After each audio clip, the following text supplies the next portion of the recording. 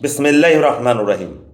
৩রা মে ২০২৫ রোহিঙ্গাদেরকে বিপদের মুখে আবার ঠেলে দিয়েছে জামাত ইসলামী। এখন এই কথা বলতে গেলে আবার জামাতের ভাই যারা আমার এই ভিডিও দেখে তারা তো কবে যে হায় রে এই পণ্ডিত কই থেকে বাইরিল, মানে আমার তো পণ্ডিত আবার কই থেকে বাইরিলাম। খাস বাংলায় বলি, কয়েকদিন আগে জামাত ইসলামের সাথে চীনের রাষ্ট্রদূতের বা চীনের সরকারের কয়েকজন ব্যক্তির সাথে সাক্ষাৎ হয়েছে। সেই বৈঠকে জামাত চীনকে বলেছে যে আপনারা রোহিঙ্গাদের জন্য একটি আলাদা রাষ্ট্র গঠন করুন। আজকে আরাকানের দৈনিক ইরাবতী পত্রিকাতে এটার একটা প্রতিক্রিয়া সৃষ্টি হয়েছে। ভার্মার যে সামরিক জান্তা, সেই জান্তারা বলেছে রোহিঙ্গারা বাঙালি, এরা কখনোই ভার্মা বা আরাকানের বা রাখাইনের মূল অধিবাসী নয়, যদিও তারা বংশ পরস্পর সেখানে থাকে এবং তারা তাদের রাষ্ট্রের বিষয়ে জামাতের হস্তক্ষেপকে তারা নিন্দা জানিয়েছে এবং তারা আরও অনেক ধরনের কথা বলছে।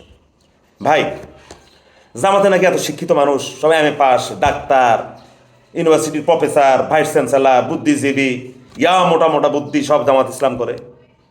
যে তারা এটা কেন করতে গেল ভাই? আরে আমার মতো ক্ষুদ্র মানুষ, গ্রামে গঞ্জে থাকি, আমিও তো বুঝি কোন রাষ্ট্রদূতে কোন কথা কইতে হইবে। চীন বর্তমান যে ভার্মার যে সরকার, সেই এরা স্বাধীনতার পর থেকে যতগুলো সামরিক সরকার আসছে সবগুলা সামরিক সরকার এই চীনে ধরে রাখছে, টাকা দিয়া, পয়সা দিয়া, অস্ত্র দিয়া। এই জামাত এখন ওই চীনেরে গেছে যে বলতে আপনারা একটু মানে চীন যেন সহযোগিতা করে আরাকানকে একটা আলাদা রাষ্ট্র করার জন্য। চীন এটা মাইনা নিবে? এটা জামাত বুঝে না। এই অঞ্চলে একটা মুসলিম দেশ ভারত, নেপাল, মায়ানমারের জন্য বিষ ফোড়া, কারণ তাদের মধ্যখানে বাংলাদেশ একটা মুসলিম দেশ, আর একটা মুসলিম অধ্যুষিত দেশ, স্বাধীন দেশ চীন মাইনা নিবে? মুসলমানদেরকে মাইনা নিবে? তারা তো মনে করে এটা বিষ ফোড়া। যতই মুখে আমরা বলি চীন, ভারতের থেকে চীন ভালো, চীনের থেকে ভালো, আমরা যে যাই বলি, ভারত, নেপাল, চীন, মায়ানমার সব এইসব অঞ্চলের মধ্যখানে বাংলাদেশ একটা মুসলমান কান্ট্রি। ওরা যে আমাদেরকে মাইনা নিছে এতগুলা দেশ, এটা তো ভাই কম না। এখন এই যে আরাকান আর একটা মুসলিম রাষ্ট্র হবে, এইটাকে আপনারা মানেন? এটা মনে করেন যে ইন্ডিয়া এটা মাইনা নিবে?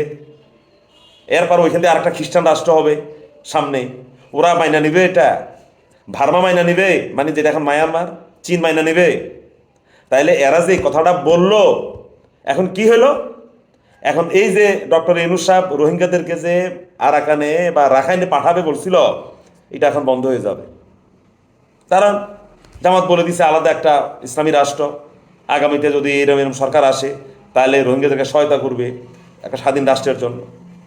এই জন্য বলি, বাংলাদেশের আমাদের শিক্ষিত লোক আছে, বাংলাদেশে শিক্ষিত লোক আছে, কিন্তু কূটনীতি বুঝার লোক খুব কম। এমনি দেখেন একজন এরকম মোটা, এরকম মোচ আছে, এত বড় দাড়ি আছে, ভালো জামা পরে, ইংরেজি বলে, স্টাইল করে কথা বলে, বাড়ি দাঁড়াতে বাড়ি আছে, গুলশানে বাড়ি আছে, ছেলে মেয়েরা বিদেশে পড়ে, আসলে বোগাস।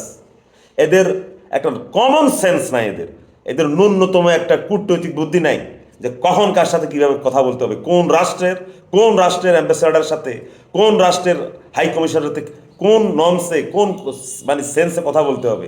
এটাই বাংলাদেশে এই সংখ্যাটা কম। অবশ্য ভালো, কমন সেন্স কম, এই কারণে সবাই আমরা বোধাই, এই কারণে সবাই আমগরে ব্যবহার করতে পারে। যদি আমরা চালাক হইতাম তাহলে আমরা এইভাবে একজনের কোলে দিয়ে উঠতাম না, ব্যবহার হইতাম না, সেটাও ভালো। তো ভালো থাকেন সবাই, ধন্যবাদ।